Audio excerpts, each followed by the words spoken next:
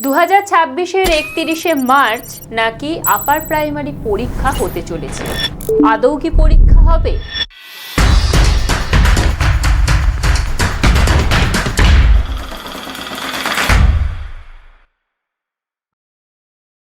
তার থেকে বড় বিষয়, অনেকের মনে অনেক প্রশ্ন যে তোমরা পরীক্ষা দিতে পারবে কিনা, কারণ এবারে পরীক্ষা পদ্ধতিতে আমূল পরিবর্তন, আর যোগ্যতার জায়গায় লেখা আছে শুধুমাত্র এনসিটিই নিয়ম অনুযায়ী। সুতরাং কি হতে চলেছে সমস্ত বিষয়টাই কিন্তু আজকের এই ভিডিওতে আলোচনা করব। তো সবাইকে বলবো অবশ্যই ধৈর্য ধরে সম্পূর্ণ সেশনটা দেখুন। তো চলো শুরু করা যাক। Hello student, welcome to BSSCI YouTube channel. এই চ্যানেলে তোমাদের অনেক অনেক স্বাগত। আজকে আমাদের আলোচনার বিষয় হচ্ছে আপার প্রাইমারি টেট। হ্যাঁ, আপার প্রাইমারি টেট 2026-এ হতে চলেছে, প্রায় দীর্ঘ ধরতে পারো 11 বছর পর, কারণ লাস্ট পরীক্ষা হয়েছিল 2015-তে, যার নিয়োগ এখন চলছে। তো এই অবস্থায় দাঁড়িয়ে পরীক্ষা হওয়াটা কতটা প্রাসঙ্গিক এবং আদৌ পরীক্ষা হবে কিনা, সর্বোপরি তুমি পরীক্ষায় বসতে পারবে কিনা, সাবজেক্টের পরীক্ষা হবে কিনা, সমস্ত প্রশ্নের উত্তর নিয়ে আজ আমি এসেছি। তো চলো শুরু করি একে একে পুরো বিষয়টা। তো প্রথমেই যেটা বলবো, ডব্লিউবি আপার প্রাইমারি টেট, যেটা আমরা ইতিমধ্যে দীর্ঘদিন ধরে শুনে আসছি যে 2026 সালের মার্চ মাসের মধ্যে, বিশেষত বলেই দিয়েছে 31 মার্চ, তার মধ্যে ডব্লিউবি আপার প্রাইমারি টেট সরকারকে নিতে হবে। আজ জানুয়ারি মাসের আজ 17 তারিখ। তো সুতরাং পরীক্ষাটা যদি হয়, নোটিফিকেশন বেরিয়ে যাওয়া উচিত ছিল। তো কি মনে হচ্ছে সেইটাও কিন্তু আলোচনা করব আজকের এই ভিডিওতে। গত 29/5/2025 তারিখে কিন্তু পশ্চিমবঙ্গ স্কুল সার্ভিস কমিশনের পক্ষ থেকে এসএলএসটির গেজেট প্রকাশিত হয়েছিল এবং তার সাথে সাথেই আপার প্রাইমারি টেটেরও গেজেটটা প্রকাশিত হয়ে গিয়েছিল, যেখানে কিভাবে পরীক্ষা হবে, তার যোগ্যতা, বয়সসীমা, সমস্ত বিষয়টাই উল্লেখ করা ছিল। এবং সেখানে আমরা দেখলাম যে এসএলএসটির পাশাপাশি এই যে আপার প্রাইমারি, সমস্ত বিষয়টা তার উল্লেখ করা হয়েছে। এর আগে তোমাদের বলেইছে 2014 সালে পরীক্ষা হয়েছিল, যার নিয়োগ প্রক্রিয়া কিন্তু এখনো পুরোপুরি কমপ্লিট হয়নি, চলছে। তো এরপর আমরা দেখে নেব যে এই যে আপার প্রাইমারি টেট, এই আপার প্রাইমারি টেটটা কি। তো সবার আগে বলি, আপার প্রাইমারি টেট হচ্ছে আমাদের পশ্চিমবঙ্গ সরকারের যে সমস্ত স্কুলগুলো রয়েছে, সেই স্কুলগুলোতে 6 to 8 এই ক্লাসে পড়ানোর জন্য আপার প্রাইমারি পরীক্ষা দিতে হয়। এই পরীক্ষাটা পরিচালনা করে WBSSC, West Bengal school service commission, এবং সিটেটের ধাঁচেই এই পরীক্ষা হবে। ঠিক আছে, আগের পরীক্ষাটা কিন্তু সিটেটের ধাঁচে হয়নি, এবারের পরীক্ষাটা সিটেটের ধাঁচেই হবে। তাহলে সিটেটের ধাঁচে হলে কীভাবে হবে না, সিটেট পেপার 2 ক্লাস 6 to 8-এর জন্য যে পরীক্ষাটা হয়, সেই হিসাবেই কিন্তু তোমাদের এই আপার প্রাইমারি টেটের পরীক্ষাটা হবে। বেশ, এরপর আমরা দেখে নেব এই যে পরীক্ষাটা হবে, তারপরে নিয়োগ হবে, সেই নিয়োগের ক্ষেত্রে বেতন কাঠামো কি থাকে। বেতন কাঠামো তোমরা দেখো, প্রতি মাসে হচ্ছে 33,400 টাকা হচ্ছে বেসিক, এর সাথে ডিএ, এইচআরএ, মেডিকেল, এই সমস্ত যোগ হয়ে তুমি হাতে পাবে মোটামুটি 42,384 টাকা। এরপর তো ইনক্রিমেন্ট রয়েছে। বয়সসীমা কি থাকবে? বয়সসীমা ইউআরদের জন্য 20 থেকে 40 বছর, এবং সরকারি নিয়ম অনুযায়ী যেমন ছাড় পাওয়া যায় এক্ষেত্রেও ঠিক তাই। এসসি এসটি প্রার্থীরা 5 বছরের ছাড় পেয়ে 45 বছর বয়স পর্যন্ত আবেদন করতে পারবে, এবং ওবিসি প্রার্থীরা 3 বছরের ছাড় পেয়ে 43 বছর বয়স পর্যন্ত আবেদন করতে পারছে। এরপর আমরা দেখে নেব শিক্ষাগত যোগ্যতা, যেটা হচ্ছে মোস্ট ইম্পর্টেন্ট জায়গা, যেটাতে নিয়েই তোমাদের মূল সমস্যা। কারণ গেজেটে আমরা দেখেছি শুধুমাত্র লেখা রয়েছে এনসিটি নিয়ম অনুযায়ী শিক্ষাগত যোগ্যতা। তো এনসিটি নিয়মটা ঠিক কি এই বিষয়ে সেটা আমাদের স্পষ্ট করে জানতে হবে। তো দেখো, ন্যূনতম 50% নম্বর সহ স্নাতক পাশ করতে হবে, সেই সঙ্গে ডিএলএড বা বিএড থাকতে হবে। তবে বলে রাখি, যদি তোমার ডিএলএড থাকে সেক্ষেত্রে যদি তুমি জাস্ট গ্র্যাজুয়েশন করে থাকো তাহলেই হবে, এখানে 50%-এর বাধ্যবাধকতা নেই। যদি তোমার বিএড থাকে তাহলে কিন্তু গ্র্যাজুয়েশনে 50% পেতে হবে। এবার আমি বলি, এই বিষয়ে অবশ্যই সংরক্ষিত প্রার্থীরা তো নম্বরের ছাড় পাচ্ছে, 5% ছাড় পাচ্ছে, অর্থাৎ 45% নাম্বারে পরীক্ষা দিতে পারছে। তবে যে আমাদের 2015 সালে পরীক্ষাটা হয়েছিল, সেই পরীক্ষাটা যদি আমরা দেখি, সেখানে দেখব যে এই যে 50% নম্বর স্নাতকের, সেটা কিন্তু অনার্স, পাস, তার সাথে যে আমাদের কম্পালসারি সাবজেক্ট বাংলা, ইংরাজি, টোটাল করে তোমাকে 50% নাম্বার পেতে হলে তবেই কিন্তু আপার প্রাইমারি টেটের ফর্ম ফিল আপ করা গিয়েছিল। এবারে কিন্তু যেহেতু এনসিটির নিয়ম বলে দিয়েছে, তাই তোমার কিন্তু ওই রকম ওই অনার্স, পাস, কম্পালসারি সাবজেক্ট এই হিসাবে না দেখালেও চলবে। যদি তোমার অনার্সে 50% থাকে তাহলে তুমি বসতে পারছো, যদি তোমার পাসে 50% থাকে তাহলেও তুমি বসতে পারছো। এবার প্রশ্ন, যাদের 50% নেই স্নাতকে, তাহলে তারা কি করবে? বলে রাখি, এনসিটির নিয়ম অনুযায়ী কিন্তু যাদের স্নাতকে 50% নেই, গ্র্যাজুয়েশনে 50% নেই, তাদের যদি পোস্ট গ্র্যাজুয়েটে 50% থাকে তাহলে বসতে পারবে। ঠিক আছে, কেন বললাম এই কথাটা? এই কথাটা এই কারণেই বললাম, সিটেট পেপার 2 এনসিটির নিয়ম অনুযায়ী হয়, সেখানে কিন্তু সিটেট পেপার 2তে ফর্ম ফিল আপ করা গিয়েছিল যাদের গ্র্যাজুয়েশনে 50% নেই কিন্তু পোস্ট গ্র্যাজুয়েটে 50% আছে, তারা কিন্তু ফর্ম ফিল আপ করতে পেরেছিল। ঠিক আছে, তো এনসিটির নিয়ম অনুযায়ী ধরে নেওয়া যেতে পারে যে গ্র্যাজুয়েশনে 50% না থাকলে যদি পোস্ট গ্র্যাজুয়েশনে 50% থাকে তাহলে তুমি পরীক্ষায় বসতে পারবে। কিন্তু অবশ্যই আমাদের ওয়েস্ট বেঙ্গল সরকার কি করবে, তার সম্পূর্ণ নোটিফিকেশন না আসা পর্যন্ত এই বিষয়টা ক্লিয়ার হওয়া যাচ্ছে না। সিটেটে বসা যায়, এই কারণে আমরা বলছি তুমি আপার প্রাইমারি টেট দেওয়ার যোগ্য, কারণ সিটেটটাও এনসিটির নিয়ম অনুযায়ী হয়। এরপরের যে বিষয় বলা হচ্ছে, যে বিষয়ে আবেদন করবেন সেই বিষয়টা স্নাতক স্তরে ন্যূনতম 300 নম্বর পড়ে থাকতে হবে। তার মানে কি, যদি কারোর সাবজেক্ট ধরুন ফিলোসফি বা সাইকোলজি, সেই সাবজেক্টটা 7-8 পড়ানো হয় না, তাহলে সে কি করবে?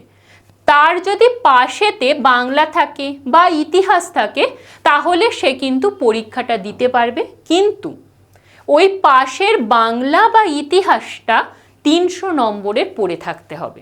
এবার প্রশ্ন, যারা এই সেমিস্টার ওয়াইজ গ্র্যাজুয়েশনে পাস করছে তারা তো 300 নম্বরের পাশের সাবজেক্ট পড়ে না, তাহলে তাদের ক্ষেত্রে কি হবে? তাদের ক্ষেত্রে আমি বলবো, এসএলএসটির সময়ও এই বিষয়টা ছিল, 9-10-এ আমরা দেখেছি যে 300 নম্বরের পাশের সাবজেক্ট না থাকলে সে বসতে পারবে না, কিন্তু ফর্ম ফিল আপ অনেকেই করেছিল। পরবর্তীকালে কোনো ফেসার্স পায়নি, তাই এই মুহূর্তে বলা যাচ্ছে না। তো আপার প্রাইমারি ফর্ম ফিল আপের সময় কি বলা হয় দেখা যাক, তারা ফর্ম ফিল আপ করতে পারে কিনা বা তাদের জন্য আলাদা কোনো রেগুলেশন আসে কিনা, সেটা অবশ্যই আমাদের তার জন্য ওয়েট করতে হবে। কিন্তু গেজেটে স্পষ্ট করে বলে দেওয়া রয়েছে যে পাশের সাবজেক্টে, অর্থাৎ যে বিষয়টাই তুমি অ্যাপ্লাই করবে সেই বিষয়টাই ন্যূনতম 300 নম্বর তোমাকে পড়ে থাকতে হবে। ক্লিয়ার? যদি ক্লিয়ার না হয় অবশ্যই কমেন্ট বক্সে কমেন্ট করো। এরপর আরও একটা যে বিষয়, সেটা হচ্ছে অ্যাপিয়ারিং স্টুডেন্টরা, যাদের ডিএলএড বা বিএড চলছে, তারা কি পরীক্ষায় বসতে পারবে? হ্যাঁ, এনসিটির নিয়ম অনুযায়ী অ্যাপিয়ারিং স্টুডেন্টরা কিন্তু টেট পরীক্ষা দিতে পারে।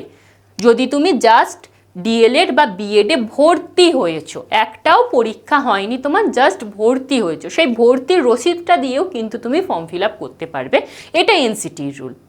এরপর পুরোটার বিষয় হচ্ছে নোটিফিকেশন না আসা পর্যন্ত বলা যাচ্ছে না, তবে সবাইকেই বলবো প্রিপারেশন নাও। এছাড়া যদি কোনো প্রশ্ন থাকে অবশ্যই কমেন্ট বক্সে কমেন্ট করো। তাহলে শিক্ষাগত যোগ্যতার বিষয়টা আশা করছি সকলের ক্লিয়ার হলো। চলো এরপর দেখব নির্বাচন পদ্ধতি। নির্বাচন পদ্ধতি 2014 সালে শুধুমাত্র একটা কিন্তু টেট পরীক্ষা হয়েছিল। এবারে কিন্তু এই টেট পরীক্ষার সাথে একটা বিষয় ভিত্তিক পরীক্ষা হবে, একদম কনফার্ম বিষয় ভিত্তিক পরীক্ষা হবে। কেন বলছি সেটাও বলবো। সেক্ষেত্রে দুটি ধাপে নিয়োগ হয়েছিল। 2014 সালে একটা টেট পরীক্ষা হয়েছিল, তারপরে ইন্টারভিউ হয়েছে এবং নিয়োগ হচ্ছে। তবে নতুন নিয়োগের ক্ষেত্রে টেট পরীক্ষার সাথে সাথে অবশ্যই করে সাবজেক্টের পরীক্ষা হবে এবং পশ্চিমবঙ্গের অন্যান্য শিক্ষক নিয়োগ পরীক্ষার মতো এই পরীক্ষাতেও ইন্টারভিউ থাকবে, অর্থাৎ টেট হবে, তারপর তোমার সাবজেক্টের পরীক্ষা হবে, তারপর কিন্তু তোমার একটা ইন্টারভিউ হবে। এবং লিখিত পরীক্ষার নাম্বার, ইন্টারভিউয়ের নাম্বার, সাবজেক্টের নাম্বার, একাডেমিক স্কোর, এই হিসাব করে টোটালে তোমাদের চূড়ান্ত মেধা তালিকা প্রকাশিত হবে। বোঝা গেল নির্বাচন পদ্ধতি। এরপর দেখে নাও যে পরীক্ষা পদ্ধতি, টেট এক্সামের প্যাটার্নটা কি। সিটেটের মতনই সেম, সিডিপিতে থাকবে তোমাদের 30টা প্রশ্ন 30 নম্বরে, ল্যাঙ্গুয়েজ 1 অর্থাৎ বাংলা নিতে পারো, সেই বাংলার ক্ষেত্রে থাকবে 30 নম্বরের প্রশ্ন 30 নম্বরের, 30টা প্রশ্ন 30 নম্বরের। ল্যাঙ্গুয়েজ 2 ইংলিশ, সেখানে 30টা প্রশ্ন 30 নম্বরের। এরপর হচ্ছে ম্যাথ সায়েন্স। ম্যাথ সায়েন্স কারা নেবে? যাদের সায়েন্স ব্যাকগ্রাউন্ড, সায়েন্স বা কমার্স ব্যাকগ্রাউন্ড, তারা কিন্তু ম্যাথ অ্যান্ড সায়েন্স নিতে পারবে। সোশ্যাল সায়েন্স কারা নেবে? যারা আর্টস ব্যাকগ্রাউন্ড। তাহলে যাদের আর্টস রয়েছে তারা সোশ্যাল সায়েন্স নিচ্ছে, যাদের সায়েন্স বা কমার্স রয়েছে তারা ম্যাথ অ্যান্ড সায়েন্স নিচ্ছে। এই বিষয়ে কিন্তু 60টা প্রশ্ন থাকবে 60 নম্বরে। টোটাল তোমাদের 150 নম্বরের একটা পরীক্ষা হবে, প্রশ্ন থাকবে 150 নম্বরের, টাইম থাকবে 2.5 ঘন্টা। এবং এই যে বিষয়গুলো দেখছো, ল্যাঙ্গুয়েজ 1, ল্যাঙ্গুয়েজ 2, সোশ্যাল সায়েন্স বা ম্যাথ অ্যান্ড সায়েন্স, প্রত্যেকটা বিষয়ে কিন্তু বিষয়ভিত্তিক পেডাগগি থাকবে। বিষয়ভিত্তিক পেডাগগি 2014 সালে যে পরীক্ষা হয়েছিল সেই পরীক্ষার প্রশ্নপত্র যদি তুমি দেখো, সেখানে দেখবে পেডাগগি ভিত্তিক কোনো প্রশ্নই নেই। কিন্তু এবারে যেহেতু সিটেটের নিয়ম অনুযায়ী হবে, এনসিটির রুলস মেনে হবে, সেহেতু প্রত্যেকটা বিষয় ভিত্তিক কিন্তু পেডাগগি তোমাদের থাকবে। এবং এরপর এই 150 নম্বরের পরীক্ষার পর তোমাদের সাবজেক্টের পরীক্ষা হবে।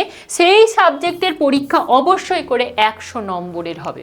অনেকে বলছে 25 নম্বরের হবে, না আমি বলছি 100 নম্বরের হবে, মিলিয়ে নিও কথাটা। চলো এরপর মেধা তালিকা প্রস্তুতির নিয়ম। মেধা তালিকার প্রস্তুতির নিয়ম, শিক্ষাগত যোগ্যতার নম্বর থাকবে 10, অর্থাৎ তুমি গ্র্যাজুয়েশনে কত নম্বর পেয়েছো সেই নাম্বার হিসাবে তোমার 10 নাম্বার থাকছে। টেট পরীক্ষার ওয়েটেজ 40, অর্থাৎ 150 টেট পরীক্ষা হলো, সেই 150 নম্বরের মধ্যে কত পেয়েছো সেটার ওয়েটেজ 40 হিসাবে ধরা হবে। লিখিত পরীক্ষা 25, 100 নম্বরের লিখিত পরীক্ষা হলো, সেটার ওয়েটেজ 25 ধরা হবে। ইন্টারভিউ থাকবে 15 নম্বরের, লেকচার ডেমনস্ট্রেশন থাকবে 5 নম্বরের এবং অভিজ্ঞতার নম্বর থাকবে 5 নম্বরের। এই টোটাল করে 100 নম্বরের ভিত্তিতে তোমার কিন্তু চূড়ান্ত মেধা তালিকা প্রস্তুত হবে। তারপর তোমার স্কুল কাউন্সিলিংয়ের সুযোগ পাবে এবং নিয়োগ হবে। এরপর তোমাদের কিছু প্রশ্ন, যে প্রশ্নগুলো প্রতিনিয়ত আমাদের কাছে ফোন বা মেসেজ বা তোমাদের এই সোশ্যাল মিডিয়ার কমেন্টে আসতে থাকে, তো সেগুলো নিয়ে একটু আলোচনা করি। স্নাতক স্তরে 50% নেই, স্নাতকোত্তরে 50% আছে, পরীক্ষায় কি বসা যাবে? প্রথমেই বললাম এনসিটি রুল অনুযায়ী বসা যাবে। সিটেট পেপার 2তে ফর্ম ফিল আপ করা যায়। এবার ডব্লিউবি আপার প্রাইমারি টেটে কি হবে এক্ষুনি বলতে পারছি না, নোটিফিকেশন না আসা পর্যন্ত। গেজেটে স্পষ্টভাবে উল্লেখ করা আছে এনসিটির নিয়ম অনুযায়ী শিক্ষাগত যোগ্যতা, তো সেটা যদি ধরে নিই তাহলে অবশ্যই তুমি পরীক্ষায় বসতে পারবে। আজ থেকে প্রিপারেশন নেওয়া শুরু করো। পরবর্তী, আমার দর্শন সাবজেক্ট, আমি কি পরীক্ষায় বসতে পারবো? যদি তোমার পাশে বাংলা, ইতিহাস, ভূগোল, ইংরাজি, বিজ্ঞানের কোনো বিষয়, এই সমস্ত বিষয়গুলো পাশে থেকে থাকে, সে দর্শন ছাড়া অন্য কোনো বিষয় হলেও, তাহলে তুমি অবশ্যই পরীক্ষায় বসতে পারবে। অর্থাৎ যদি তোমার পাশে 6 to 8-এ পড়ানো হয় এই রকম সাবজেক্ট থাকে, অর্থাৎ দেখো থার্ড ল্যাঙ্গুয়েজ আমরা সংস্কৃত পড়ি, তো সংস্কৃতর স্টুডেন্টরাও কিন্তু এই আপার প্রাইমারি টেটে বসতে পারবে। ক্লিয়ার হলো? যদি ক্লিয়ার না হয় অবশ্যই প্রশ্নটা করে রাখো। সমস্ত প্রশ্নের উত্তর নিয়ে এই চ্যানেলে হাজির হব। পাশাপাশি আমাদের যে বিএসএসসিআই ডিজিটাল লার্নিং অ্যাপটা রয়েছে সেই অ্যাপটাও তোমরা ডাউনলোড করে রাখো, সেখানেও আমি উত্তর দিয়ে দেবো। সাবজেক্টের পরীক্ষা কত নম্বরের হবে? বারবার বলছি সাবজেক্টের পরীক্ষা 100 নাম্বার ধরেই হবে, 100 নাম্বার ধরেই চলো। সাবজেক্টের পরীক্ষার সিলেবাস কি থাকবে? সাবজেক্টের পরীক্ষার সিলেবাস বলে রাখতে পারি, যদি তুমি বাংলা বলো, বাংলার ক্ষেত্রে তুমি ব্যাকরণ, সাহিত্যের ইতিহাস, এই বেসিক জিনিসগুলো তোমরা করে রাখো, ঠিক আছে? তারপর যখন সিলেবাস দেবে বাকি বিষয়টা পড়তে তোমাদের অসুবিধা হবে না। তো বেসিক যে বিষয়গুলো, গ্রামার বা যেগুলো পাল্টানোর নয়, যেগুলো সমস্ত পরীক্ষাতেই এসে থাকে, সেই সমস্ত টপিকগুলো অবশ্যই পড়ে রাখো। আমার পাশে বাংলা ছিল, আমি কি পরীক্ষায় বসতে পারবো? অবশ্যই বসতে পারবে। সে যে কোনো সাবজেক্ট হোক, পাশে যদি 6 to 8-এ পড়ানো হয় এমন কোনো সাবজেক্ট থাকে তাহলে অবশ্যই পরীক্ষায় বসতে পারবে। আমার পাশের বিষয় 300 মার্কস নেই, আমি কি পরীক্ষায় বসতে পারবো? বসতে দেওয়া উচিত। এসএলএসটির ক্ষেত্রেও আমরা একই বিষয় দেখেছি, তবে নিশ্চয়ই আমাদের আপার প্রাইমারি টেটের যখন ফর্ম ফিল আপ শুরু হবে তোমাদের জন্য অবশ্যই কোনো রেগুলেশন আসবে। এবার তোমাদের যে বড় প্রশ্ন সেটা হচ্ছে বিজ্ঞপ্তি কবে আসবে ম্যাডাম। দেখো, বিজ্ঞপ্তি যদি বলি 2026-এ ভোট আছে, তোমরা জানো। ভোটের আগে অবশ্যই একটা আপার প্রাইমারি টেট হবে, কারণ সরকারকে দেখাতে হবে হ্যাঁ সরকার নিজে চাইছে নিয়োগ হোক। তো তার জন্য অবশ্যই পরীক্ষা হবে। আশা করা যাচ্ছে ফেব্রুয়ারি মাসে সম্ভবত বেরোতে পারে বিজ্ঞপ্তি, সম্ভবত, আমি শিওর না, বারবার বলছি সম্ভবত। কিন্তু এটুকুনি বলে রাখতে পারি, এসএলএসটিতে ঠিক কিভাবে কম্পিটিশন হলো তোমরা দেখতে পেলে। এসএলএসটির অনেক স্টুডেন্ট রয়েছে যারা পায়নি, তারা কিন্তু পাখির চোখ করে ফেলেছে আপার প্রাইমারিকে, এবং তারা অলরেডি প্রিপারেশান নিচ্ছে। তো সেই প্রিপারেশানে নিজেকে যদি টিকে থাকতে হয়, আজই খাতা বই বার করো, প্রিপারেশান নেওয়া শুরু করো। সময় পাবে না, এসএলএসটির সময় যেমন সময় পাওনি, এবারেও সময় পাবে না। যেন বলতে না হয় এই মাত্র 1 মাসে বা 1.5 মাসে কি আর পড়া যায়, কি পরীক্ষা দেওয়া যায়, এই বিষয়টা যেন না থাকে। প্রিপারেশান নিতে থাকো। যারা তোমরা দেখবে এসএলএসটিতেও অনেকে পেয়েছে, কিছু কিছু সাবজেক্টের ক্ষেত্রে ফ্রেশার্সরা পেয়েছে, 60-এ 60 যারা পেয়েছে তারা পেয়েছে। তারা 60-এ 60 কীভাবে পেল? এই যে দীর্ঘ 9 বছর পরীক্ষা হয়নি না, তারা কিন্তু হালটা ছাড়েনি। তারা এই 9 বছর ধরে প্রিপারেশনটা চালিয়ে গেছে। শত সমস্যার মধ্যেও তারা দিনের শেষে একবার হলেও বইটা খুলে বসেছে। সেই কারণেই তারা 60-এ 60 পেতে পেরেছে, এবং তার মধ্যে অনেকে চাকরি পেয়েছে কিছু কিছু সাবজেক্টে। আমি বারবার বলছি কিছু কিছু সাবজেক্টের, বাংলার কেউ পায়নি, আমি সেই বিতর্কে যাচ্ছি না। যারা পেয়েছে তাদের ক্ষেত্রে বলছি, তারা ওই লেগেছিল বলে পেরেছে। তো তোমাকেও লেগে থাকতে হবে। আর এসএলএসটির 9-10-এর প্রশ্নের মতো আপার প্রাইমারির প্রশ্ন হবে, এই ধারণাটাই রেখো না, ঠিক আছে? তো সুতরাং আজ থেকেই প্রিপারেশান নেওয়া শুরু করো। তোমরা যদি মনে করো যে আমাদের হাত ধরে প্রিপারেশান নেবে, তবে বলবো আমাদের কিন্তু বিএসএসসিআই এর একটা আপার প্রাইমারি টেটের নতুন ব্যাচ শুরু হয়েছে, যার অলরেডি একটাই ক্লাস হয়েছে। তো তোমরা যারা চাইছো নতুনভাবে প্রিপারেশান নিতে, তারা অবশ্যই করে আমাদের এই ব্যাচে জয়েন করতে পারো। তার জন্য কি করবে? অবশ্যই বিএসএসসিআই ডিজিটাল লার্নিং অ্যাপটা ডাউনলোড করো, এবং সেখান থেকে সরাসরি তোমরা কিন্তু আপার প্রাইমারির ব্যাচে নাম এনরোল করতে পারবে। এই যে আমাদের বিএসএসসিআই ডিজিটাল লার্নিং অ্যাপ, সেখানে ক্যাটাগরিসে গিয়ে তোমরা টিচিংটা সেভ করলেই কিন্তু পারবে, এবং সেখানে গিয়ে পেড কোর্সে যাবে। পেড কোর্সে গেলেই তোমরা আপার প্রাইমারি সোশ্যাল সায়েন্সের একটা ব্যাচ পাবে এবং ম্যাথ অ্যান্ড সায়েন্সের একটা আলাদা ব্যাচ পাবে। তো সেই ব্যাচে গিয়ে বাই নাও করলে তোমরা কিন্তু দেখতে পেয়ে যাবে দাম কি রয়েছে, ক্লাস কি রয়েছে, সমস্ত বিষয়টাই ওখানে পেয়ে যাবে। এবং হিউজ ডিসকাউন্ট যদি চাও, তাহলে অবশ্যই আমার কুপন কোড YT106 তোমরা পুট করো, এবং হিউজ ডিসকাউন্টে এই আপার প্রাইমারির ব্যাচটা এনরোল করো। আমি নিজে বাংলার ক্লাস নিই সেখানে। আমার বাংলার ক্লাস তোমরা যদি কেউ এই ভিডিও দেখে থাকো এবং করে থাকো, তারা অবশ্যই জানিও আমি কিভাবে ক্লাস নিই। আমাদের সিডিপি ক্লাস নেন কল্যাণী ম্যাডাম, আমাদের ইংলিশের ক্লাস নেন বিজয় স্যার, আর হচ্ছে আমাদের সোশ্যাল সায়েন্সের যে পার্টটা রয়েছে তার ক্লাস নেন সুস্মিতা ম্যাডাম, সৌরভ স্যার। আর ম্যাথ অ্যান্ড সায়েন্সের তো আলাদাভাবে ক্লাস চলছে। তো যারা মনে করছো আমাদের সাথে তোমার প্রিপারেশানটা বজায় রাখবে, তাহলে অবশ্যই আজই নিজের নামটা এনরোল করো। আর যারা মনে করছো যে আমার সাথে স্পেশালি কথা বলতে চাও, তাহলে আমি একটি আমার ফোন নাম্বার দিচ্ছি, সেখানে অবশ্যই তোমার প্রবলেম, তোমার প্রশ্ন সেটা তোমরা জানাতে পারো। আমার ফোন নাম্বারটি অবশ্যই নোট ডাউন করে নিও, 9674431123। এই নাম্বারে তোমরা অবশ্যই হোয়াটসঅ্যাপ করতে পারো, তোমাদের নিজেদের প্রশ্ন উত্তর জানতে চাও।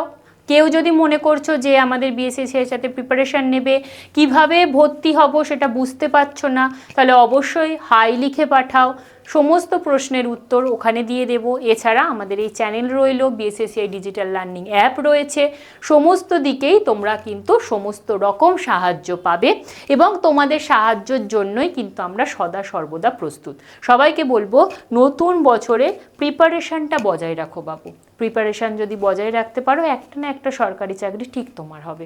আজকের মতো এই পর্যন্তই। Thank you.